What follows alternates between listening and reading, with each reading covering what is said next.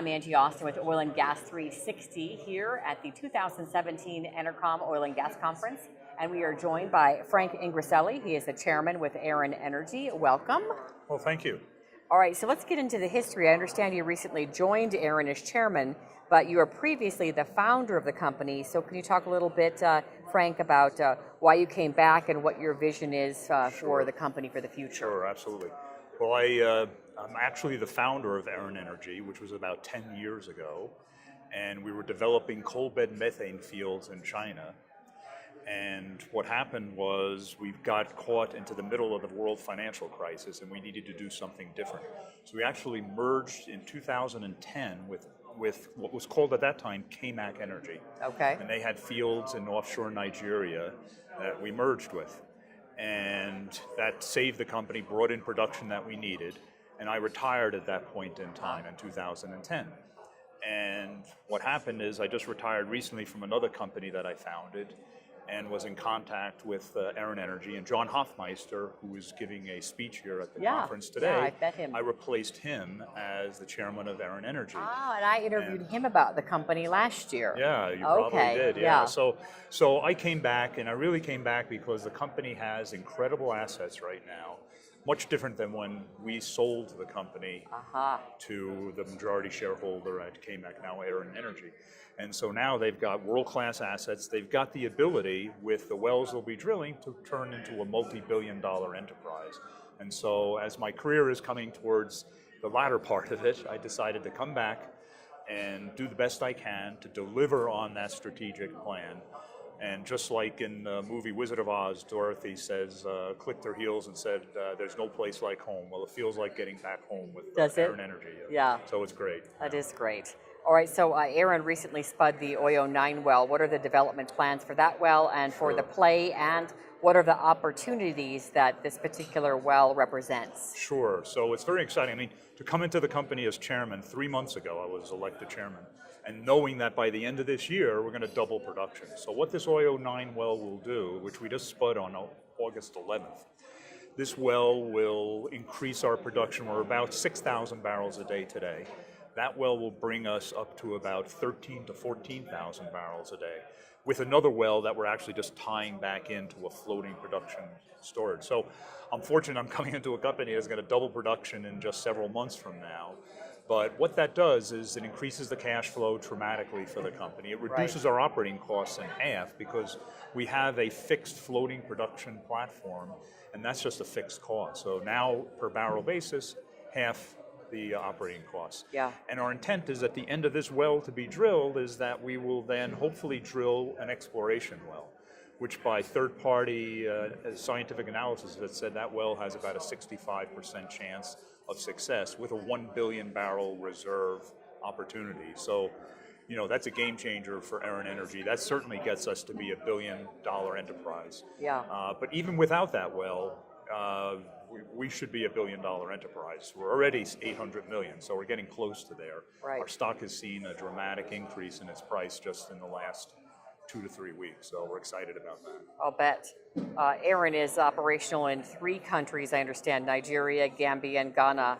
Can you give us a snapshot of these operations? Sure. In Nigeria is where we have these 2 oil mining leases and where we have our about 6,000 barrels of oil per day currently, and where we're drilling this other well, getting us up to about 13,000 to 14,000. So we've got a great position there. That's our core asset.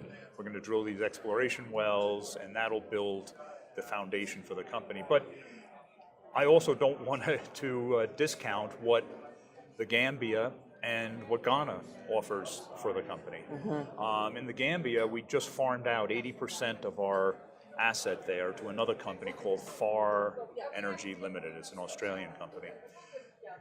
As part of that transaction, they paid us cash, plus they're going to carry us on 1 well, which will be drilled next year. Okay. And the exciting thing with that is it's actually right adjacent to Senegal. It's offshore. Only 4 kilometers away is in Senegal, a company called Cairn in 2014 discovered the largest oil discovery in the world in 2014. It's only 4 kilometers away. And we're talking about the exact same place. Yeah, so yeah. It's exciting. I mean, that could bring us to, where we don't even expect to be able to, these are upside opportunities that can bring billions of barrels of oil that is exciting. to the company. So we're highly excited about that. Let's talk about the general timeline for continuing development of your assets in these countries that we just talked about in Nigeria, Gambia, and Ghana. Sure, yeah. So we will, by the end of this year, get our production doubled up from 6,000 now to 13 to 14,000.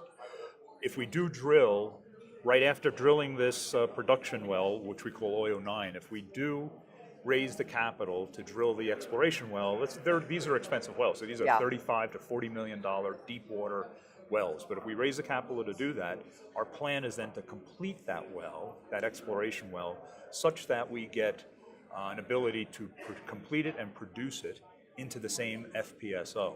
So that could bring production to us by in 2018, which could be a game changer again for the company, because while in Oyo, we're expecting the current well to be about a 6,000 to 7,000 barrel a day, the Oyo Northwest, its exploration target, should be producing at around 12,000 to 14,000 barrels a day. So, we can find ourselves in a position of 25,000 barrels per day pretty quickly in the end of 2018. So it's an exciting development scheme.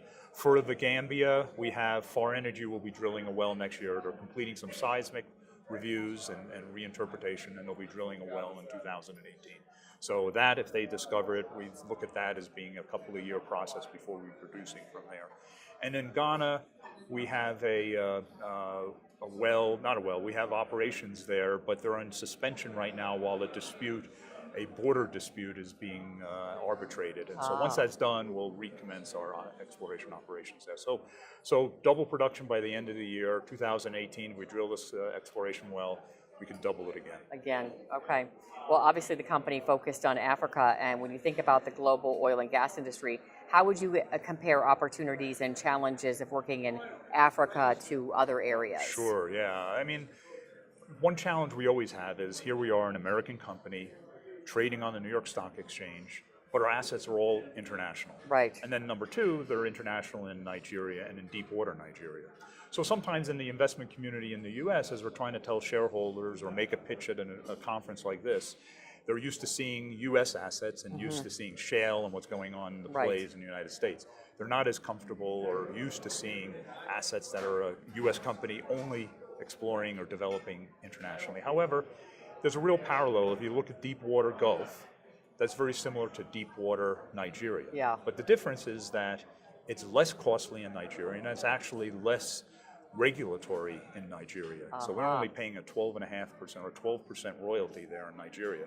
Whereas in the US, it's going to be more costly, the rigs are going to be more costly, it's a much more challenging environment. So we need to do our homework to make the investment community understand what we're trying to do, going to conferences like this, doing investor roadshows, and we're playing in the global energy market, and it just happens that we're sitting on world-class assets that are all overseas. So we'll do the best we can to get people comfortable with where we're investing and the countries that we're investing in. Now, you came back 7 years later. You mentioned 2010, you quote unquote retired and basically founded another company, and then John just left and you've taken over, and you said no place like home. So are there still quite a few employees that maybe you hired years ago who are still there? Yeah, there actually is somebody there, one individual, one of the senior executives there, and her name's Heidi Wong. And Heidi Wong used to work with me at Texaco. So I used to be from Texaco. So at one point I was in Texaco. I was president of Texaco Technology.